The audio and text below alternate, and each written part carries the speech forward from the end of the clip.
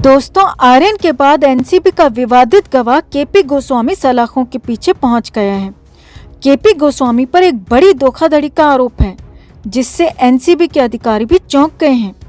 KP Goswami Aryan के साथ selfie लेकर और रिश्वतखोरी के आरोपों से चर्चाओं में आया था, जिसके बाद पुणे पुलिस उसके पीछे लगी और सारे काले चिट्ठे को उजागर कर गोस्वामी को गिरफ्तार कर लिया गया।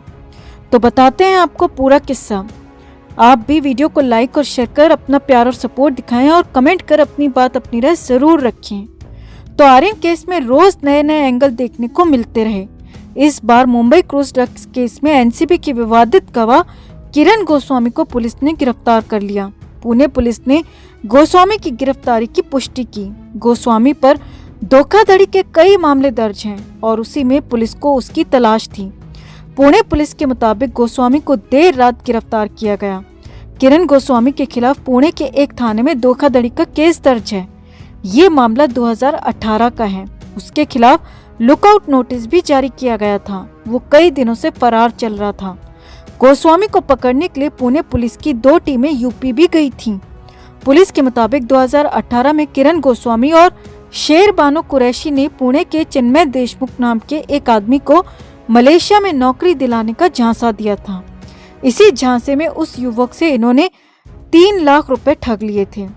इस मामले में पुणे पुलिस ने शेर बानो कुरैशी को मुंबई से पहले ही गिरफ्तार कर लिया है और गोस्वामी को भी गिरफ्तार किया जा चुका है। देखिए, उसको हम लोगों ने पुणे के आउटस्कर्ट से उसको डिटेन किया है और अरेस्ट करने की कार्रवाई शुरू है आज।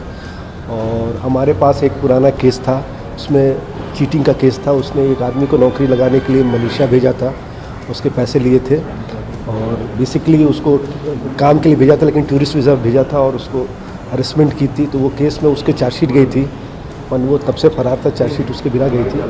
और जब ये मामला प्रकरण सामने आया तो हमें पता चला कि हमारे यहाँ फरारी है। तो उस हिसाब से कई दिनों से हमारी पुलिस उसको खोज रही थी। आज सुबह उसको डिटेन कर लिया। मुंबई पुलिस कमिश्नर के मुताबिक किरण गोस्वामी वही शख्स है जो आर्यन खान के साथ सेल्फी लेकर चर्चाओं में आया था। गोस्वामी आर्यन केस में एनसीबी का गवाह भी है। क्रूज ड्रग केस में प्रभाकर सैल ने आरोप लगाया है कि आर्यन खान को छोड़ने के लिए गोस्वामी ने 25 करोड़ की डील की थी। प्रभाकर गोस्वामी का बॉडीगार्ड रहा है। अब गोस्वामी ने एक वीडियो जारी कर प्रभाकर पर आरोप लगाया है। ये वीडियो गोस्वामी ने अपनी गिरफ्तारी से पहले रिकॉर्ड किया था। इस वीडियो में गोस्वामी कह रहा है कि प्रभाकर को पिछले 5 दिन में कितने ऑफर आए हैं, ये उसके मोबाइल रिकॉर्ड से पता चल जाएगा। उसने मीडिया से अपील करते हुए कहा है कि प्रभाकर और उसके दोनों भाइयों की कॉल डिटेल्स और मोबाइल चैट निकालें, मेरे भी चैट निकालें और देखें कि मैंने कुछ बात की है क्या। गोस्वामी ने कहा कि मेरा इंपोर्ट एक्सपोर्ट का बिजनेस है। यानी अब ये गवाह आपस में ही उलझ गए हैं दोस्तों और आरोप प्रत्यारोप लगा रहे हैं। लेकिन दूसरी तरफ आर्यन केस की जांच कर रहे वानखेड़े भी सख्त हो गए हैं और अब सारी सच्चाई बाहर लाने की पुरजोश कोशिश में जुट गए हैं। तो इस पूरे मामले पर आपका क्या कहना है दोस्तों? कमेंट में आप भी अपनी बात अपनी राय जरूर रखें और वीडियो को लाइक और शेयर कर अपना प्यार और सपोर्ट भी जरूर दिखाएं। दोस्तों, शाहरुख खान के बेटे आर्यन खान की गिरफ्तारी के बाद से ही लगातार मामला सुर्खियों में बना हुआ है और जब आर्यन खान की एक शख्स के साथ सेल्फी वायरल हुई फिर तो बवाल मच गया। और यही नहीं, जिन लोगों के साथ आर्यन और अरबाज मर्चेंट कोर्ट जाते हुए दिखे उसके बाद भी खासे सवाल उठे, जिसके बाद इस पूरे मामले में सियासत की भी एंट्री हो गई। एनसीबी नेता नवाब मलिक ने बीजेपी नेता और प्राइवेट जासूस का ट्विस्ट इसमें घुसेड़ दिया, जिसके बाद हर कोई हैरान था कि आखिर मुंबई में और एनसीबी में ये हो क्या रहा है। तो इस बीच इस केस में नया ट्विस्ट ये आ गया है दोस्तों कि इस केस के गवाह ने खुद की जान को खतरा बता दिया है। तो हम आपको बताते हैं आखिर क्या है पूरा मामला, क्या है इसमें ट्विस्ट का पूरा सच। आप भी वीडियो को लाइक और शेयर कर अपना प्यार और सपोर्ट दिखाएं और कमेंट में अपनी बात अपनी राय जरूर रखें। तो आर्यन खान की गिरफ्तारी के बाद से ही बवाल मचा हुआ है दोस्तों। कुछ लोग इसे एनसीबी की सटीक और बड़ी कार्रवाई बता रहे हैं और यहाँ तक कह रहे हैं कि एनसीबी पूरे बॉलीवुड से गंदगी को साफ करके ही दम लेगी। समीर वानखेड़े की जबरदस्त तारीफें हो रही हैं क्योंकि समीर वानखेड़े ने काम ही कुछ ऐसा किया है जहां अब तक पहुंचना तक मुमकिन नहीं था, वहीं एनसीबी चीफ समीर वानखेड़े पहुंचे हैं और हाथ डालकर ऐसे ऐसे लोगों को पकड़ा है जिनके बारे में सोचना भी एक तरह से बहुत दूर की बात थी। लेकिन वहीं पर दूसरी तरफ आरोप ये भी लगने लगे और यहाँ तक कहा जाने लगा कि ये पूरी साजिश है शाहरुख खान के खिलाफ, आर्यन खान के खिलाफ।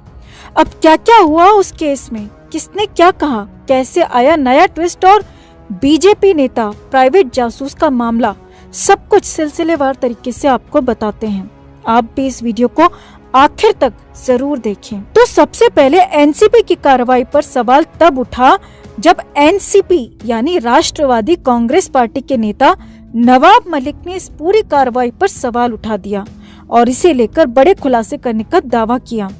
नवाब मलिक ने कहा कि जो शख्स आर्यन खान के साथ सेल्फी ले रहा है और आर्यन को अपने साथ ले जाते हुए दिख रहा है, वो एनसीबी का अधिकारी नहीं है बल्कि एक प्राइवेट जासूस है और उसका नाम किरण गोस्वामी है। यही नहीं, नवाब मलिक ने यह भी खुलासा करते हुए सवाल उठाया कि एनसीबी के ऑफिस में इतने गंभीर मामले में कैसे किसी प्राइवेट जासूस को आने दिया गया, कैसे इतने बड़े केस में प्राइवेट जासूस को शामिल किया गया।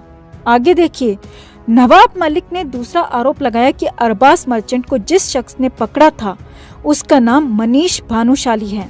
यही नहीं, मलिक का इससे भी गंभीर और बड़ा आरोप ये है दोस्तों कि भानुशाली बीजेपी का नेता है, बीजेपी उपाध्यक्ष है और पूरे ऑपरेशन के दौरान एनसीबी के साथ ही मौजूद था। जी हाँ, ये बहुत बड़ा आरोप है कि एक बीजेपी नेता एनसीबी के साथ इतने बड़े ऑपरेशन में शामिल था। और यही नहीं, इस ऑपरेशन से आर्यन खान को गिरफ्तार किया गया था। नवाब मलिक ने तो यहाँ तक आरोप लगा दिया कि पिछले 1 महीने में मुंबई में क्राइम रिपोर्टर्स के बीच में ये बात फैलाई जा रही थी कि अब अगला निशाना शाहरुख खान है और शाहरुख खान टारगेट पर है। और नवाब मलिक ने इस पूरे मामले में, इस पूरे ऑपरेशन में बीजेपी को वजह बता दिया। अब नवाब मलिक के आरोपों के बाद भूचाल आ गया, क्योंकि पहले कुछ लोग दबी जुबान से कह रहे थे, लेकिन नवाब मलिक के आने के बाद खुलकर कुछ लोग कहने लगे, एनसीबी की कार्रवाई पर सवाल भी उठाने लगे। एनसीबी को भी तुरंत ही सफाई जारी करनी पड़ी। एनसीबी ने अपनी सफाई में कहा कि ये दोनों ही शख्स एनसीबी के लिए काम नहीं करते हैं, लेकिन ये एनसीबी के पंच हैं, गवाह हैं। अब पंच क्या होते हैं पहले वो भी समझ लीजिए दोस्तों। तो किसी भी केस में पंचनामा फाइल किया जाता है और पंचनामे में जो प्राइवेट गवाह होते हैं उन्हें पंच बोला जाता है। और किसी भी जांच टीम को, पुलिस को, एनसीबी को या फिर सीबीआई को भी अपने साथ प्राइवेट गवाह लेकर जाने की इजाजत होती है, पंच लेकर जाने की इजाजत होती है। एनसीबी ने हालांकि ये साफ नहीं किया कि आर्यन खान और अरबाज मर्चेंट को इन दोनों को लेकर जाने के लिए इजाजत किसने दी थी। एनसीबी ये भी नहीं बता पाई कि आखिर पब्लिकली कैसे ये लोग इन दोनों आरोपियों को पकड़े हुए थे, जिन्हें कि एनसीबी के अधिकारियों के साथ